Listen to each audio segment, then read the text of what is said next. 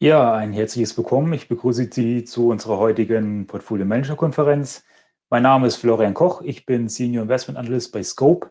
Bevor wir anfangen, ganz kurz den Hinweis. Falls Sie Fragen haben, können Sie diese gerne über das Chatfenster stellen. Und dann gebe ich einen kurzen Ausblick, was wir heute vorhaben. Wir wollen heute einen Ausblick geben auf die Anleihemärkte und schauen, wie haben sich diese während der Corona-Krise entwickelt und vor allem auch nach der Corona-Krise.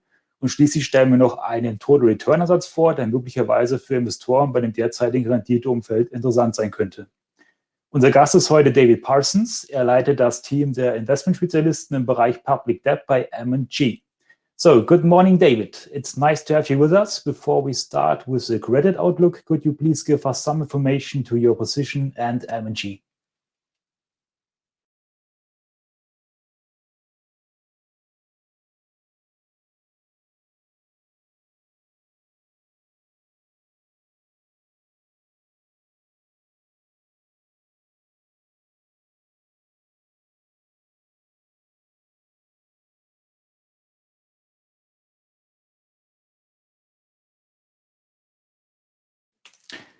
Da scheint gerade ein technisches Problem vorzuliegen. Wir versuchen das gerade zu lösen. Ich bitte Sie noch kurz um einen Augenblick Geduld.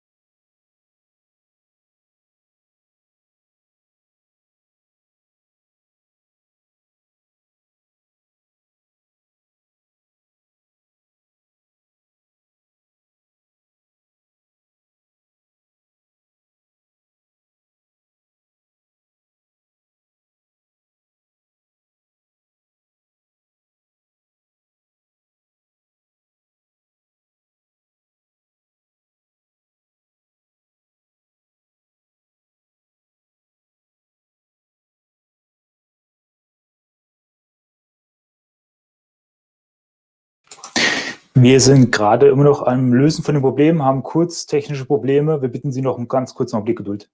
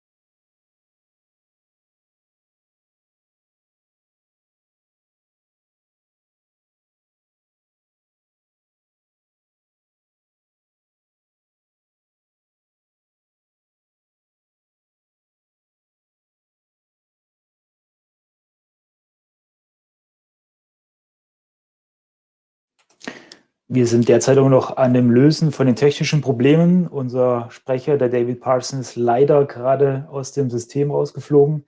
Wir versuchen das kurzfristig zu lösen und können auf alle Fälle in ein paar Minuten starten. Keinen Augenblick Geduld bitte noch.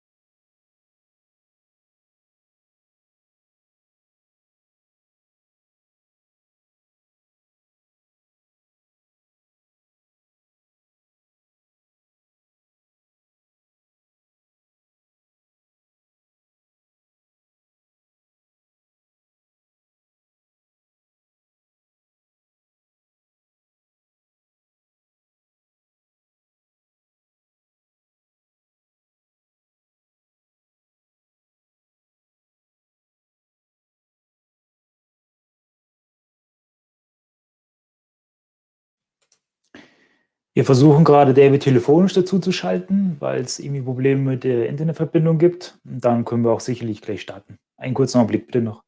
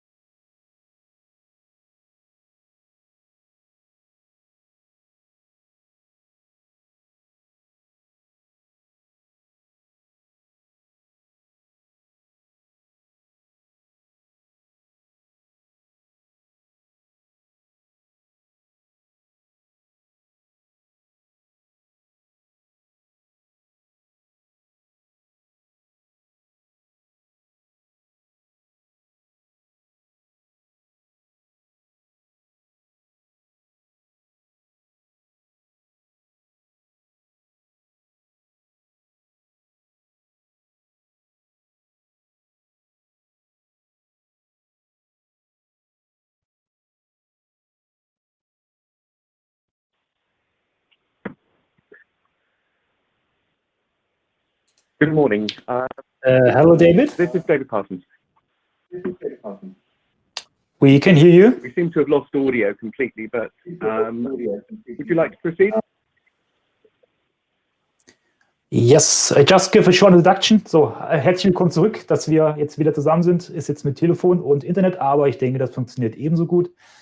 Ich habe gesagt, wir wollen einen kurzen Ausblick geben über die Anleihenmärkte und dann noch einen Total Return Ansatz anschauen, der uns David auch nochmal vorstellen würde. So, first of all, David, just give you a short introduction to your position and M&G, please. Thank you, and apologies once again for the technical difficulties. I hope you're now able to hear me. My name is David Parsons. I'm head of the Public Debt Investment Specialist team at M&G, a role I've held for 8 years. And before that, I was for many years an investment specialist and before that, portfolio manager. I'd like to welcome you to today's conversation, and we hope that it can be interactive, and we're very happy to have questions submitted, which we can address at the end.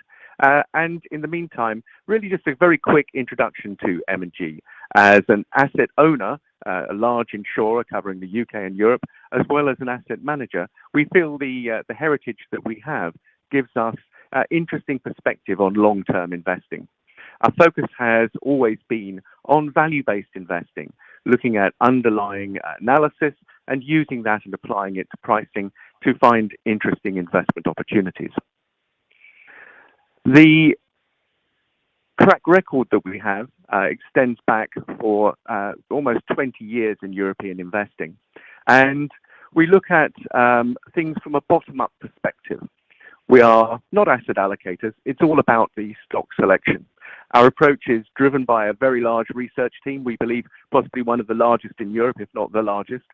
And we look to add value through the cycle. We're long-term investors with an investment horizon we think that aligns increasingly with both wholesale and institutional clients across Europe.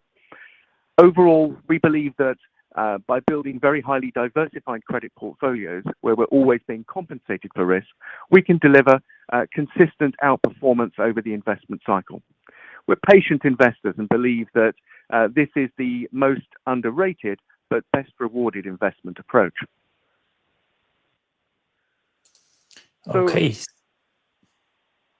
Thank you, David, for your introduction. So now we want to start with our credit outlook. So first of all, we want to look back at the credit markets in 2020. As we all know, the corona crisis had very negative impacts on the international financial markets, and also credit spreads were widening extremely, especially during the March 2020. So my feeling is that this was just a storm in a teacup because we saw a very strong recovery on the international financial markets after the national banks and also governments were stepping in. So regarding the different bond segments, from your point of view, do the credit markets fully price a strong economic recovery again? I think that's a very fair comment, actually. The markets at the moment are increasingly priced for, I would say, perfection. We saw a very significant sell-off during the credit crisis, as you'd expect. And interestingly, the pace of that sell-off was very similar to the sell-off that we observed back in 2008, 2009. In fact, if you look at it on a day-by-day basis, the green line here was the sell-off, for example, in the European high-yield market in the early part of March last year. And the similar period from the start of the Lehman crisis on a day-by-day basis is the blue line here. And you can see that at the start of the COVID crisis, markets were actually behaving in a very similar fashion with a similar aggressive sell-off in credit spreads than we saw back in 2008. However, the interesting divergence is that the coordinated response of central banks, the coordinated response of governments during this period of March last year meant that very quickly it put a floor under the marketplace that then permitted the markets to quickly recover and rebound. But right from the start, those markets were, I think, responding to an expectation that normal conditions would resume very, very quickly. Now, we know that since then, there's been certainly various waves of the crisis that have come through. And although the market disruption has largely corrected, markets are increasingly pricing a perfect recovery scenario. And also, and slightly more concerningly, the continuation of central bank and fiscal support. So really the risk, I think, today is that any suggestion that there will be a reduction in central bank support potentially may cause a sharp correction in credit markets, because credit markets do not typically sell off from a point of view of starting at a cheap point. They tend to sell off from selling off from an expensive point. And what we have seen is the near full recovery of markets to levels that we saw pre-COVID is actually meaning that there's very little scope at the moment for markets to perhaps move much stronger, but actually the risks are increasingly asymmetric, particularly from so-called better credits. Now, I'm in a position at the moment where I don't actually have the slides in front of me. So what I'd like to do is just talk to the slides that and perhaps our friends at Scope can move us forward. So for me, slide 7, where are markets today? Credit spreads have largely returned to pre-crisis levels. The market is increasingly priced for perfection, and the full economic effects haven't really truly flowed through into underlying economies in Europe. And I think, again, that's a further risk. And recovery is very much vaccine dependent from this perspective as well, to actually achieve the recovery scenario that's been expected by markets. On slide 8, during the COVID crisis, we found we were able to make certainly opportunities to add risk into portfolios, not necessarily by taking on more default risk, by moving into riskier securities, securities that were perhaps higher risk of default. But actually what we saw was, within the industrial sector in particular, European names were trading at multi-year wides for better quality single A and triple B industrials and global issuers. So from this perspective, we found that there were good opportunities to add value to portfolios without taking that additional default risk. And indeed, when you look at slide 9, in periods of market stress, adding risky investments is not always necessary. The returns from adding, for example, longer dated single A and triple B industrials during the credit crisis, over the following 6 months, those returns were the same as adding single B and double B high yields, but obviously with significantly less default risk attached to them. So that really brings me to, where are we now? Florian, did you want to comment at this point? Yes, David, thank you. So let us speak about where are we now, and especially about the role of the European Central Bank. So this afternoon we have the regular ECB meeting, and there are discussions regarding a potential tapering. So one of the current risks of for the Eurozone is a potential increase in borrowing costs while inflation expectations rise. The current buying program, known as PEP, will last in March next year. It has a total volume of up to 1.85 trillion euros. And last December, the ECB wording was changed from size that is need to be spent to volume which can be spent. So my first question is, at what time do you expect the bond buying to be reduced? And my second question, do you see any risks regarding the economic recovery by reducing the buying program? And what will be the consequences for the bond market? Yeah, that is, I think, a critical question for corporate bond markets. I think it will be difficult for any of the programs to be meaningfully reduced during the course of this year. It seems likely to us that there will be a continuation of central bank support until economic recovery is clearly embedded, and ideally that inflation is starting to increase. Part of the difficulty is that there's been significant saving that's been taking place in Europe during the course of the last 12 months. And it's not really clear to central banks yet whether that will actually convert into additional consumer expenditure and consumption as we recover from the current rounds of COVID. And with economies in Europe remaining in degrees of lockdown across the continent, then it really needs to be a broad-based and wide economic recovery that encompasses both Northern and Southern Europe before it seems likely that we will see significant reduction, or at least discussion at first around reduction of ECB support. So it seems likely to us that this support will extend into 2022, and quite likely that economic recovery will really need to be clear and broad-based before any suggestion of a reduction in the programs takes place. Now you can see from the chart in front of us that the number of ECB programs that have been underway, but the green section on the right of the chart really speaks to the pandemic response, which has been very significantly greater than previous levels of support. And it is not necessarily sustainable in a market where obviously there is a finite supply of bonds. However, one thing that perhaps people have been less aware of is that the growth in the size of the underlying market has actually been keeping pace with ECB buying for much of the period up to the end of last year. And you can see this on the chart that follows, that really shows the extent on the right-hand side there of the size of the ECB balance sheet growth versus the brown line of the growth in underlying total debt in the Eurozone. So really they have been keeping pace with each other, and we would expect that growth in the underlying size of the market, that need for refinancing as well from corporates, as well as growth coming through from the sovereign sector, will continue to provide an underpinning that will give the ECB continuing access to markets.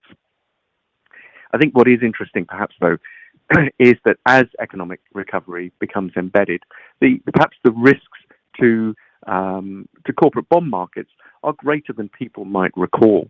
If you look on the slide following, on slide 13, you can see here the green line is the duration of the European investment grade market. And you can see the extent to which, certainly over the course of the last 8 to 10 years, the duration, the interest rate sensitivity has been getting greater and greater. We also see over the same period of time that the available yield has been falling and falling for Euro corporates, to the point now where there is very little protection that can be derived from the carry for any increase in interest rates that might occur. And I think that it'll be important from a policy point of view that interest rates are probably not going to be raised particularly early, as this could endanger, if you like, the strength of economic recovery. On the following slide, the credit cycle isn't classic at the moment. On slide 14 here, you can see how the leverage in marketplaces has been increasing steadily over time. And this is looking at triple Bs in the US and Euro. So within these marketplaces, companies are becoming significantly more indebted. And it's an important thing to remember that if you go back to 2008, in the European investment grade market, something like about 41% of the issuers, the value of that credit index, was AAA and AA. Today, the AAA, AA component is approximately 10%. And over 50% of the components of the index are actually now BBB.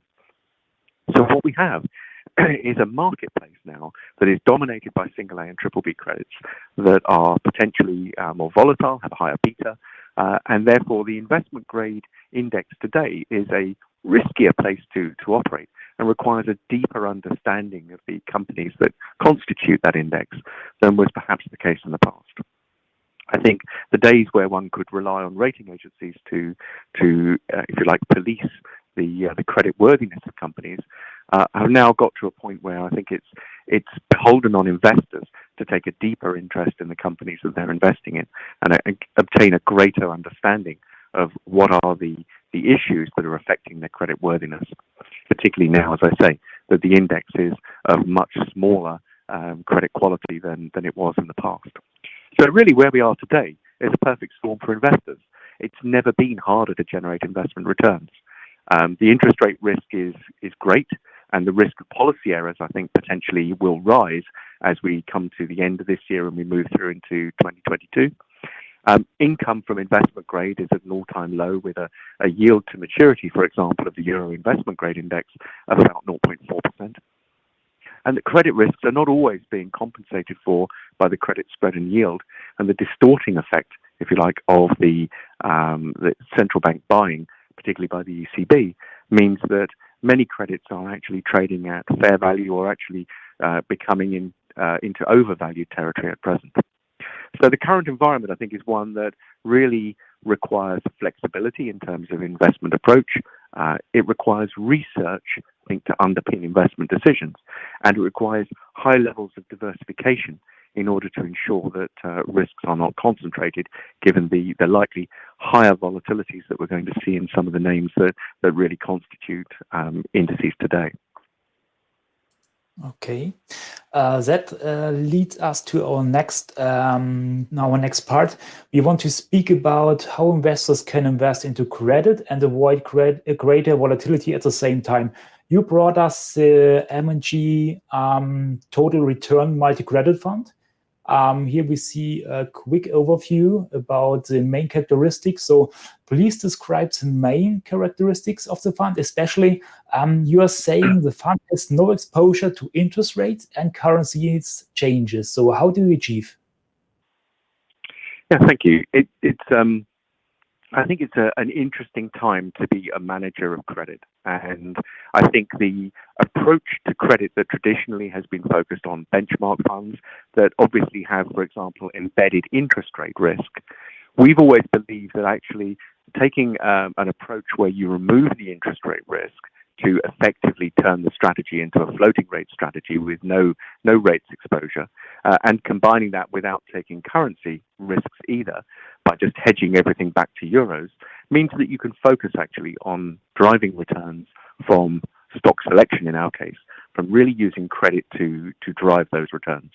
And for us, we think that this type of approach means that a manager can focus on identifying those opportunities that exist where risks, fundamental credit risks, are out of alignment with market pricing, and build highly diversified portfolios of credit that manage the risks through having a large range of exposures, and at the same time don't take directional views on markets, which can often introduce higher levels of volatility and inconsistency of returns.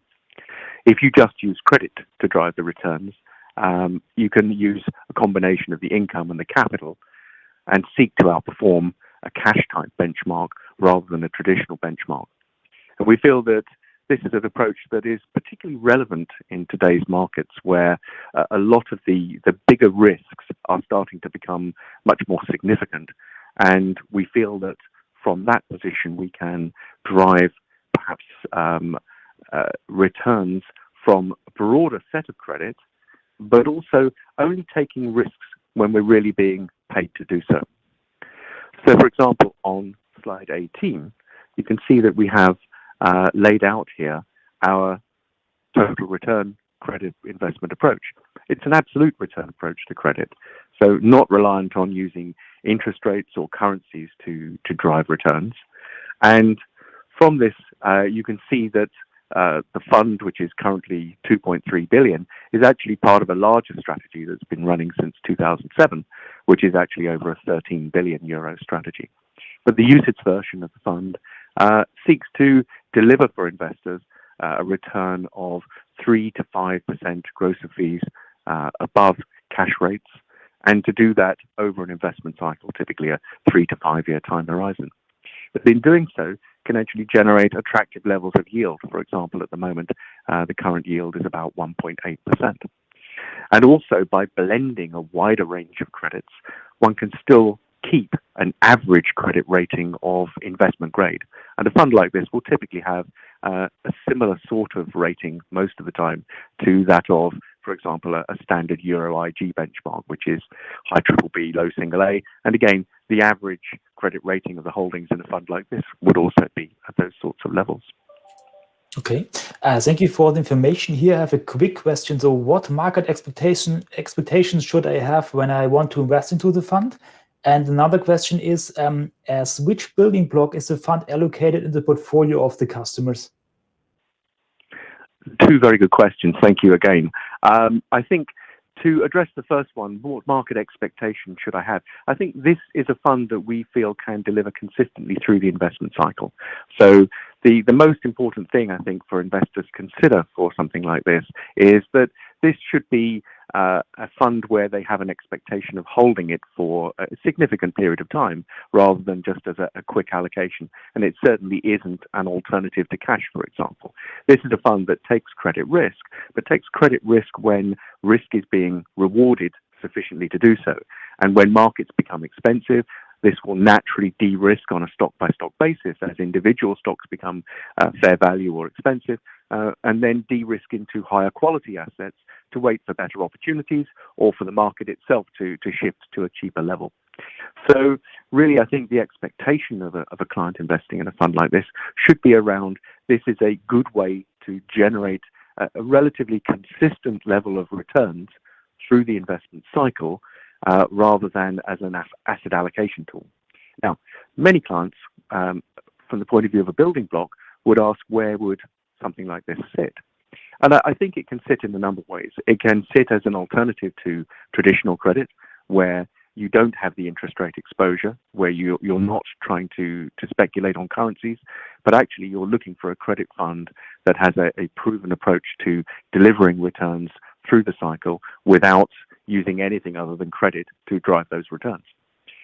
I think it can also serve another purpose. Because this type of fund is driven by bottom-up stock selection rather than top-down macro decisions, then I think it sits very nicely as a way of tilting exposures that clients may have elsewhere in their portfolios towards where is cheap in the market at any point of time. It's almost like a funded overlay. That means that you do not need to make expensive asset allocation decisions between, for example, investment grade and high yield, because a fund like this would naturally find those individual stocks that are attractively priced and would tilt to wherever in the market was cheap at any given point in time. So I think that's really where I think we can see a fund like this working for investors, giving them credit exposure without necessarily interest rate risk. Particularly, I think that's relevant in the current environment where certainly there's a lot of discussion and focus around inflation risks and where the yield curve is going. By eliminating those risks from the portfolio and concentrating on individual credits, I think it has a place for investors with a longer term time horizon. Now, when you look at the opportunity set that a fund like this has, which is on the next slide, I think it speaks to the range of opportunities that you can capture. And this is a European-focused approach. It has a global opportunity set, but it means that where we see that things are attractive relative to the European market, but are also attractive within their own market, and specifically that would be within the UK market or the US market as alternatives to the Euro area, then these can be added into a portfolio. Okay, just make a short interruption. So I can see that you can invest in a wide range of instruments. So as we all know, asset-backed securities were seen very critical, especially after the financial crisis in 2008. And according to this chart, it seems that these products are one of the asset classes in the portfolio. So could you please tell us why do you might use asset-backed securities in your portfolio, and how big is the share in the fund portfolio? I think that's a very fair question. Asset-backed securities, I think, have had a very bad press for a very long period of time. And I think it was very justified in 2008, particularly US mortgage-backed securities, US securitized bonds, because there is a separation in that market between the originator of the loans and the person who packages the loans and issues the asset-backed securities. The difficulty there is there's no connection between those two parties, and that the quality of the lending was often very, very poor, and the quality of the securitization really was driven more by trying to create new deals all the time rather than actually looking at the quality of the underlying collateral that was being provided. Now, our focus for this fund is very much on European mortgage-backed securities, European asset-backed securities, as a safe floating rate alternative to cash in a fund like this, where we are finding that perhaps the market is not having particularly large numbers of opportunities at a given point, and we want to park in high quality, liquid, floating rate European assets. Now, the European structures for securitization, particularly since the global financial crisis, require that the original lenders retain the first loss 5% within any deal.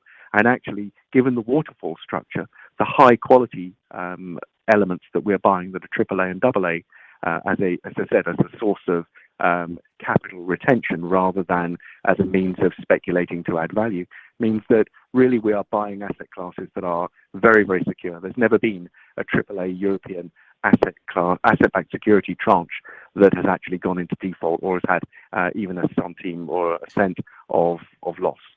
So from our perspective, we think that they are justified as a safe holding rather than as a means of adding value. Mm-hmm. Is this a reason why you don't use emerging markets? Yeah, very good reasons, actually. I think a lot of people introduce emerging markets into credit portfolios, but we take the view that we are buying credits because we can analyze the credit and we can have a deep understanding of the risks of that credit, and then we can compare that to the price of the credit to see if it makes sense to add it to the portfolio. When you're looking at emerging market debt, you can attempt to undertake that, but the availability of information is much lower. The quality of the information is less reliable. But more importantly, what drives the pricing is often factors that are outside of your control. It can be local politics, it can be local regulation, it can be the price of the dollar, the oil price, where we are in the trade cycle. So that actually introduces volatility into a strategy that we find actually by buying lots of individual securities, 300 to 400 securities, then we actually have a relatively low volatility strategy. And the additional return that you might get from adding in emerging markets into a portfolio like this actually means that you're reintroducing additional volatility that's not really rewarded. And more importantly as well, we find that most investors actually prefer to have a separate, discrete allocation to emerging markets, and again, wouldn't want the overlap in something like this. So we focus on bottom-up stock-selected credit in a portfolio like this, and stay away from local currency emerging markets. Mm-hmm. Okay. Then I would say we just move to the performance of the fund. So here we can see the performance since 2013, and we can see that the fund delivered an outperformance in comparison to the 1 month Euribor every single year, with one exception, which is 2018. In general, 2018 was very difficult for fixed income managers. So what was the situation for the fund in this year? And especially, how did the fund navigate the COVID crisis last year and the current situation? Yeah, that's fine. Thank you for that. If you look across the top and the purple boxes, you can see the fund's outperformance over sort of 1 year, 3 year annualized, 5 year, 7 year annualized. And remembering that we're targeting returns over 3 to 5 years of 3 to 5% above cash rates, you can see that we've very consistently been able to deliver this, and indeed since inception as well. But I think the clearer story can be seen by looking at the individual years. And for example, you mentioned 2018, but if we look back to, for example, 2013, we were able to capture some of the opportunities that were being presented by mispricing in markets around the second or third element, realistically, of the Euro sovereign crisis. 2014 was a relatively quiet year where we were able to just remove some of the risks that we had in the portfolio. And coming into 2015, the market was actually falling quite sharply in the second half of the year, but we were able to cushion the downside, preserve capital. But more importantly, I think these kind of episodes, which in 2015, for example, was driven by concerns about commodities, emerging markets, which then broadened out into fears of a China slowdown. You may remember the markets fell very sharply. Well, I think how you respond to these big market episodes defines you as a manager. And we have always believed that in these kind of episodes, price and underlying credit risk become more and more out of alignment the further the market falls, and provide us with better and better opportunities over and above the normal opportunities that we find through the cycle. So in 2015, we were able to build our risk positions in the later part of the year, which then delivered strong outperformance in 2016 and 2017 as markets recovered. And increasingly in 2017, markets became more and more overvalued. We came into 2018 with relatively low levels of risk, But actually, again, at the latter part of the year, as the market started to anticipate that there would be policy changes in the major markets and started to price credit much wider, we were in a position where we were building into, in the last quarter of the year, a market that was selling off very, very strongly. So hence the slight underperformance in 2018.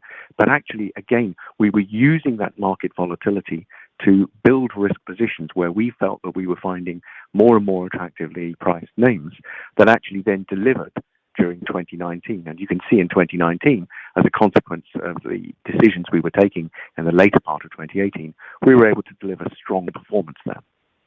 Now, coming to the end of 2019, the market was again increasingly becoming priced for perfection. This may sound like a recurring theme, and it is very much the case that, driven by ECB buying, the second half of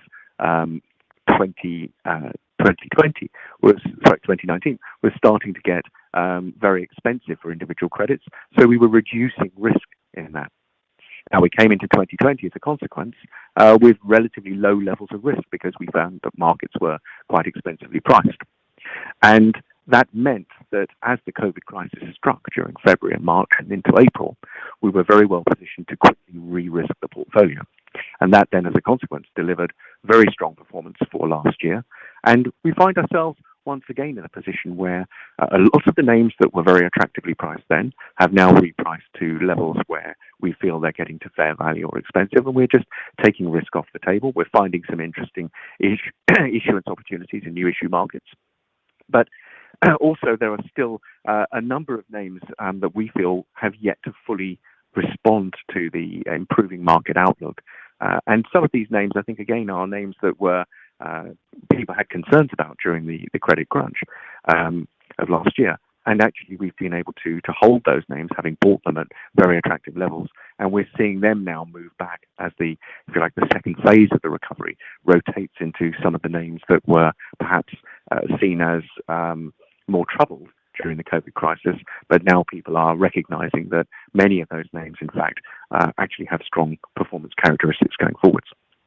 Now, when you look at the next slide, defensive assets, and this will include AAA European floating rate notes within the green bars here. You can see that the portfolio is able to respond to changing cycles in the marketplace. The blue line here is how the high yield market is performing. And you can see that as markets are falling, so we are reducing our high quality assets because we're finding higher numbers of attractively priced opportunities. And as markets recover, so with a lagged effect, as things get back to fair value or become expensive, so we're reducing those positions or removing them from portfolios. And you can see how this has worked very efficiently over many cycles. But on the right-hand side, you can see there that actually during the COVID crisis, in the space of about 3 months, we reduced the defensive holdings, which had been very high, from 55% of the portfolio down to 22% of the portfolio. So really, we put about a third of the portfolio to work during this phase. And you can see that on the next slide, which shows how we reacted to COVID. This slide shows a green line, which is the spread duration of this strategy. And you can see how quickly it was able to respond to the changed circumstances of COVID. And the dotted lines here actually represent the euro high yield and the euro investment grade index, just to give some context to what was happening to credit spreads at the time. And you can see that we sharply increased the risk in the portfolio, but didn't necessarily need to buy large numbers of high yield debt. To my earlier point, we were able to buy a lot of investment grade debt, single A, triple B rated, longer dates in the US, the euro area, and some in sterling as well, all of which were currency hedged back to euros, but that gave us opportunities to capture those mispricings in market. And where we are today, you can see that we've gradually been de-risking the portfolios, not quite to the level that we were at before COVID, but certainly close to it, as we've seen that strong recovery. And in particular, that recovery has been led by the higher quality names in the marketplace. Now, when we think about some of the names that are still out there that have yet to fully recover, we can, for example, look on the next slide at General Electric, which is, I think, quite an interesting credit that is pretty misunderstood by the marketplace. It's a company that has exposure to a very wide range of sectors, from aviation to power generation to insurance to medical insurance and to general manufacturing. And it requires a team of analysts to look at all of those to come to our insights on that company. But with new management in place in 2017, who've been consistently delivering against their strategic goals, and certainly the execution of their strategy has been very, very good. Here is a bond that is high BBB rated, that's actually been trading more like a high yield bond for the best part of the last 2.5 years.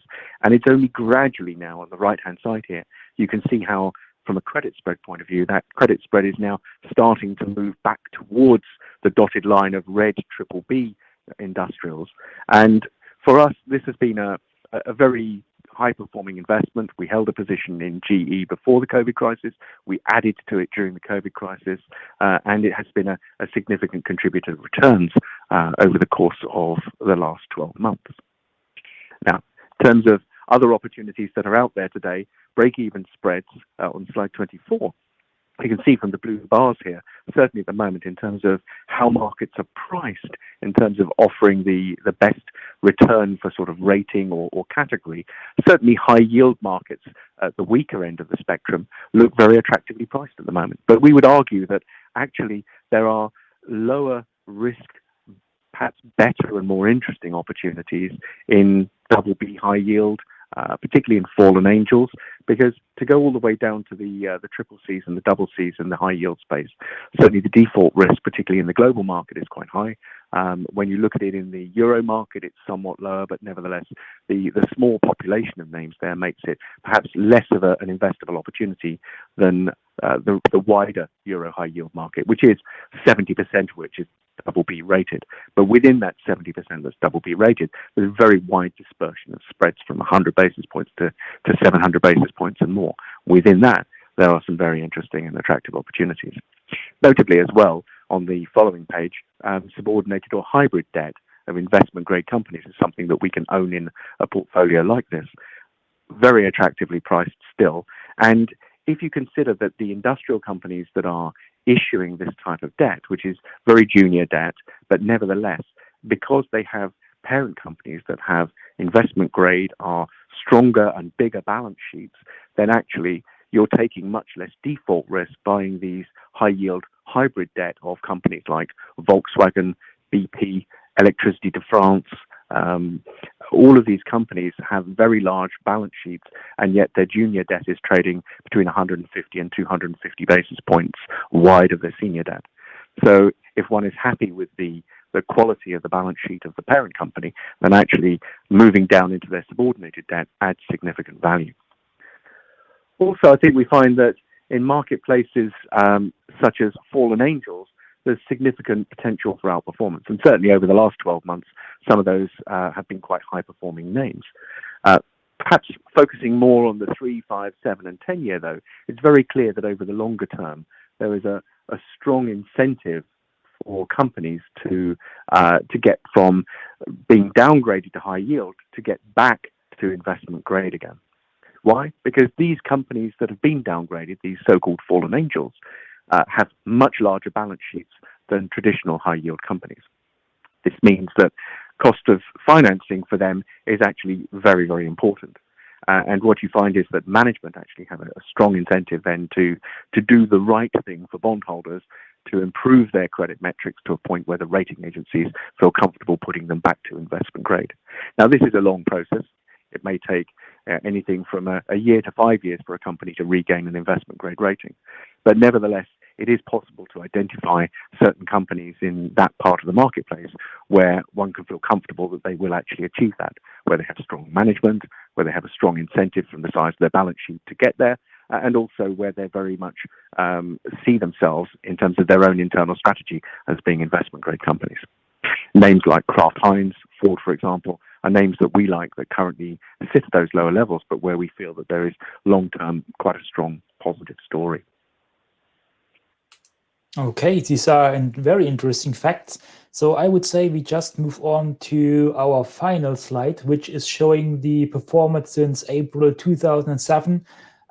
We can see that the fund was quite stable during the financial crisis in 2008. So could you please give us some information how the fund was allocated during that time? Surely. The prerequisite of what we do, everything we do, is built around finding individual securities where we feel we're being compensated for the risk.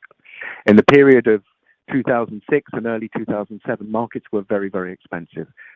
Credit spreads were at levels really where there was no justification for the credit spreads to be down at those levels, given the riskiness of the underlying companies and the rating grades that they were.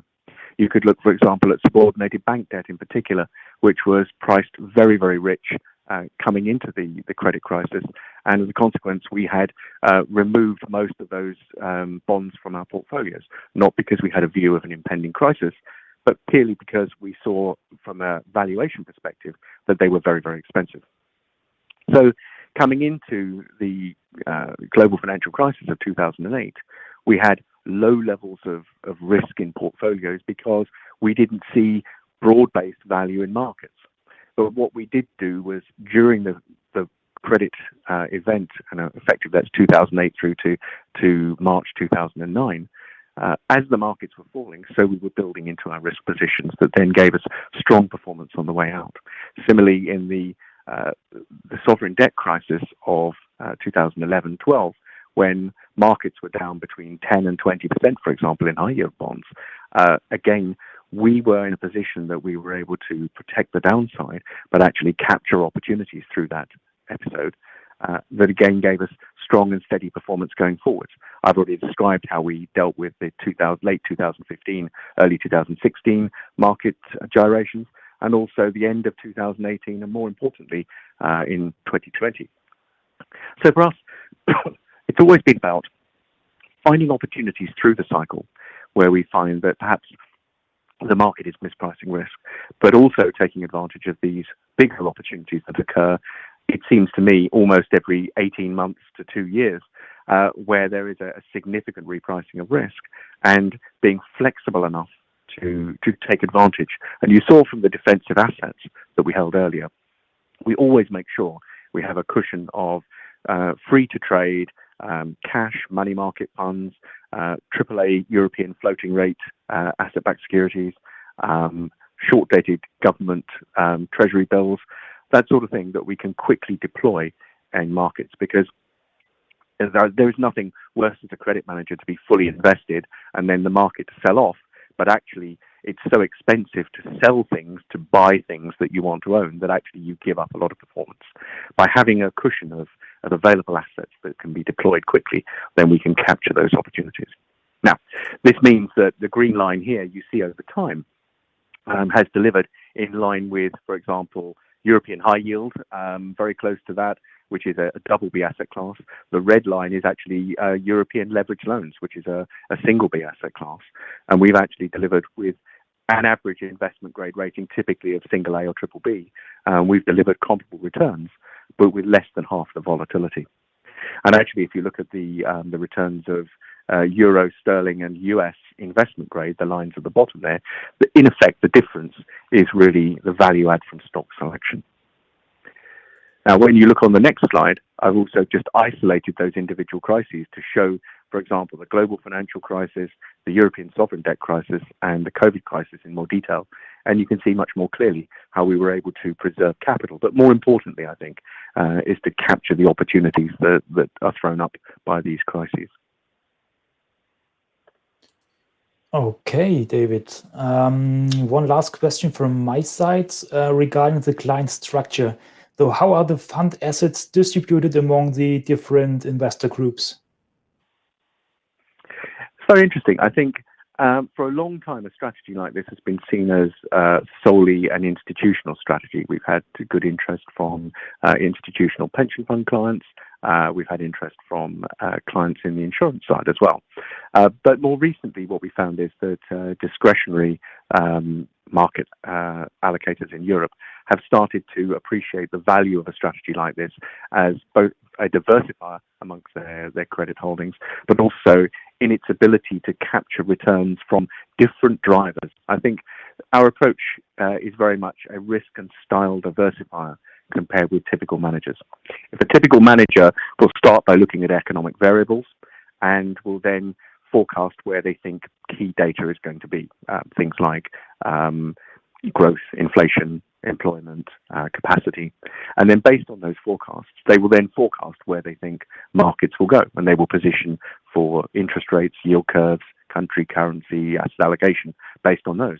Stock and sector selection becomes a secondary decision just to populate that golden scenario. But that golden scenario is based on a forecast of a forecast and can lead to a lot of volatility and inconsistency of returns. And we think that by stepping away from those top-down views and just focusing on individual companies and looking at them and saying, based on what we observe in terms of the prices and the risks that we've analyzed, is this company cheap or expensive? And if it's cheap, then it's potentially something that we'd include in portfolios. And I think that type of approach is something that I think is gaining ground. But also, I think investors across Europe are now looking for longer-term partners, experienced credit managers, where they can feel that they can invest for a structural building block of credit. And again, I think that this type of approach lends itself very well to that. Okay. I think we will have to stop here at perfect timing, though many thanks again to David Parson from M&G for his brilliant insight on the credit markets and also on the fund. Vielen Dank für Ihre Teilnahme an dem heutigen Webinar, auch wenn wir am Anfang kurz etwas technische Probleme hatten, aber ich denke, wir haben das sehr gut gelöst. Wir setzen unsere Portfolio-Manager-Webinare weiter fort und würden uns natürlich freuen, wenn Sie auch das nächste Mal wieder dabei sind. Einen schönen Tag aus Frankfurt und auf Wiedersehen.